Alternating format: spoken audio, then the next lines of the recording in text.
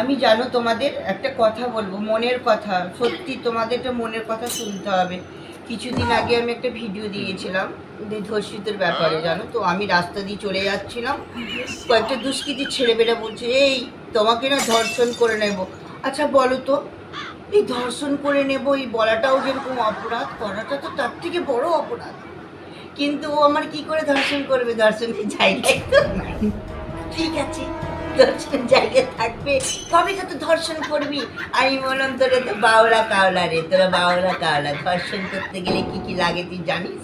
তোরা জানিসই না। আরে বুকের পাটা লাগে রে, পাটা। সেটা তোদের নাই, আসবি তো সেরকম থাকবি। আমার ধর্ষিতের জায়গায় থাকলে তো ধর্ষণ করবে।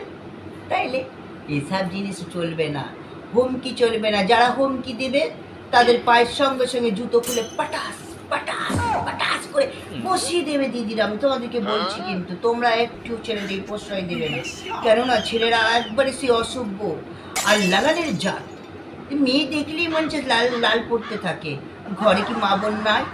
যে মেয়েটিকে ধর্ষণ করেছিল তার কি ভাই বোন মা বোন ছিল না? তাদের মা বোনকেও তো করতে পারতো, তা না? তা তো করলো না।